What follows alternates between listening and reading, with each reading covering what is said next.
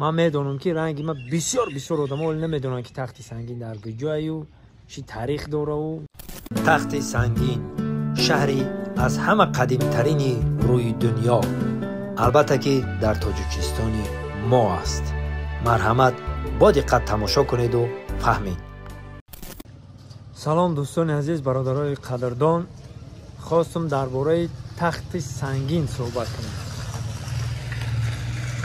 تخت سنگین یعنی برادرای عزیز در هم تاجیکستان خودمون چقدر که من اینترنت دیدم، من میخوام که یک بار هم تخت سنگین برم. نیتم هم خیلی که یک بار تخت سنگین برم. برادرها تخت سنگین از این ما کم کم میمونم، شما تماشا کنید. شهر تخت سنگین در قسمت جنوبی ناحیه قبادیان در ساحل راست سرگاه امودریا که آب دریای وخش و پنج به هم آمیزش مییابند جایگیر شده است. من میدونم که رنگی ما بسیار آدم ها نمیدونن که تخت سنگین در کجایی و چی تاریخ داره و چی مقصد چی ها داره. تخت سنگین اینه بینید چی میگه برابری چی ایران های. مقصد اما ایران چی خیلی که پیدایش ایران بود، ما هم ایجا مثلا همه فرزبونه یک جویا مثلا این دشنبه قرغان تپه خوجان هم خیلی بدگی قدیمترین جا این با پرس گرد ایران برابر است، این با تخت جمشید برابر است. اگر گوییم که یکی از شاهستان‌های فرهنگ تمدن ما باشد تخت جمشید، این تخت سنگین یکی از همین خیلی نقاط‌های بسیار گوییم که ارزشمند تاریخی است.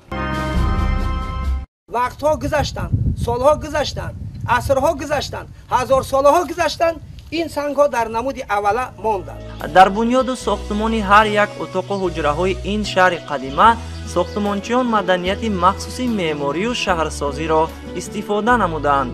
بازیافت‌های گرانبهای زیادی که از مغزه تخت سنگین یافت شدند، شکل و صفت خود را تا امروز نگاه داشته. در رفت جستجوی‌های ارخئولوژی، عالمان ساحه برای چی خدمت نمودن هر انشاءات این موضع را معین نمودند. و بین بو میگه که وای با میگه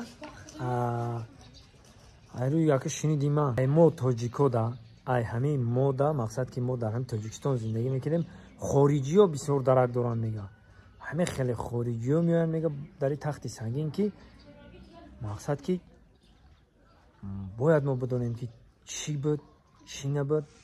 این تخت سنگین نسبت مردم ما دیده مردم سیاحان خارجی بسیارتر آگاهند. آنها تو با اینجا اومدن از بسیاری گوییم که با واسطه کتاب، با واسطه همون چیزایی که درباره تخت سنگین و اگر آگاه نباشد از اون قدر راه دور اینجا نمیبیاید. آنها بیشتر توجه آنها رو شاهستان‌های سنگی که با یک صنعت بلندی معماری و کردگی ما که من نمیدونم، من به حد ذوق دارم که خیلی چیزا رو میخوام که بفهمم و خودم بفهمم و با دیگران بفهمونده دیگه کنم که چی گپ نیست. این ما کم کم میمونم، شما تماشا کنید، شما هم کم کم معلومات پیدا میکنید. برادرای عزیز، من بسیار جوانان رو میدونم که نمیدونن که تخت سنگینش چیه. و مقصد ما جای تاریخی در تاجیکستان ما زیاد برزیاد داریم، طرفای پامیر دا، طرفای بدخشان دا، طرفای چیلدختران دا، این طرفا این میدونی هر یک جا داریم ما که دنیا ندارن. گلوبوس هایی که گلوبوس نیست هم خیلی چیو. خیلی من انطالش هم رفتم دیدم دیگه همین چند جا همین کجای میریم که ما ایوه یکم گرم کمی نداریم، یکم مایده کمی نداریم. بالا هستیم و پایانه. برای میخوام ما باید یک جایه شده، یک مش شده فهماندهی کنیم، نشان بدیم برای دنیا که ما تاجیکا کی بدیم و کیم و چی کردن میخواهیم. تاجیکستان و پیش تماشا کنید و حلاوت ببرید. تخت سنگین قسمت ترکیبی کلانترین بازیافت عصر 20.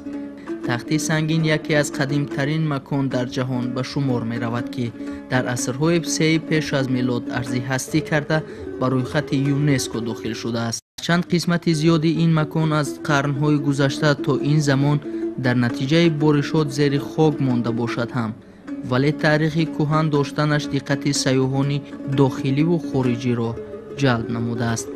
با گفته ساکنان محلی، سیاحان بیشتر در فصل بهار به این موضع سفر میکنند. قبادیان به نام اساسگذار سلاله کیانیان قباد منصوب است.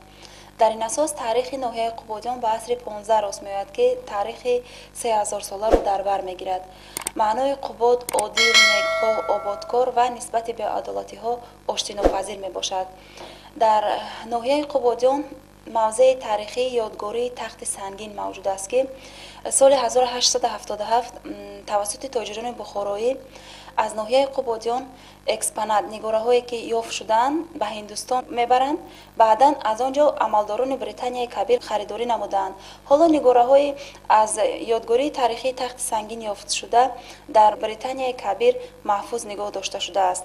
آثارخانه سال 1988 تشکیل کرده شده است. آثارخانه مذکور دارای زیاده از 2000 نگاره بوده سال 1988 تأسیس یافته است. نگاره هایی که در این مکان محفوظ نگاه داشته می شوند بازگوی کننده تاریخ و فرهنگ ملت کهن بنیادی تاجیک است. چون حکیم ناصر خسرو زاده این ناحیه است، در آثارخانه حجره به نام این شخصیت تأسیس داده آثار ادبی او اینجا گرد آورده شده است. حجره های آثارخانه 4 تا اند. حجره باستانشناسی که در حجره باستانشناسی اون نگاره یعنی اکسپونات هایی که از موضع یادگاری تاریخی تخت سنگین یافت شده است به نمایش گذاشته شده است. حجره تاریخ و هنر، کوزه، خم، آبدسته هایی که از به عصر 17 18 و 19 تعلق دارد به نمایش گذاشته شده است. حجره حکیم ناصر خسرو قبادیانی بخشیده به 1000 سالگی شاعر سال 2003 سال در آشیانه دوم آثارخانه تشکیل کرده شده است. در حجره نام برده اثرهای حکیم ناصر خسرو، سعادتنامه، روشنایی‌نامه، سفرنامه، تحلیل اشعار، خریطه سفرهای شاعر که در مدت 7 سال سفرش سفر نموده است، همچنین یک کف خاک از دهه یومگان بدخشان کوهی به نمایش گذاشته شدند. همچنین حجره 4 آثارخانه حجره مردم شناسی می باشند که در حجره مردم شناسی زرگری، آرایشات زنانه، کلالگری، آهنگری، قالین بافی به نمایش گذاشته شدند. در شفت راه نقلیات گذر مرکزی ناحیه قلعه میر ارزی هستی دارد که دوره‌های گوناگون را در بر گرفته یکی از مکان‌های تاریخی ناحیه به شمار می‌رود. درازی و پهنایی آن 170 به 175 متر مربع را تشکیل می‌دهد. این مکان همچون مهمانسرای شاهان همان دوره استفاده می‌شد. از بلندی بالای قلعه میتوان گرد و اطراف ناحیه مذکور را تماشا کرد. اینجا قلعه میر است. قلعه میر اصلا در سالهای قدیم همچون مهمانسرا استفاده میشد و در اینجا هر مهمانی که از راههای دور مهمان میشد عزت او را به جا می آوردند. در خصوص قلعه میر ساکنان نقل و روایت های گوناگون را در یاد دارند و میگویند سالهای پیشین این مکان آباد بود. ساکنان ناحیه و بیرون از آن بیشتر در فصل بهار به این موضع می آیند. معلم کتی می اومدیم اینجا و وین مانا اکسکورسیا می برومد که طلبا بعد اینجا ما تماشا می اومدیم خاتمو همه چیز می آوردیم خوراک بعد اینجا می اومدیم بالای وای بلندی ها می برومدیم می دیدیم بازی می کردیم بعد تماشا کرده شدیم با می رفتیم وقتش با می گفتن که اینجا زندان این زندان همین زمین جمعی میشه بوران می بورد اینو باید همش فرسوده شده غلطیدگی بهار شد بسیار آدم می‌بیاد. قبادیان را بدون تخت سنگین تصور کردن غیر امکان است زیرا این ناحیه را محض به نام تخت قباد یا تخت سنگین می‌شناسند.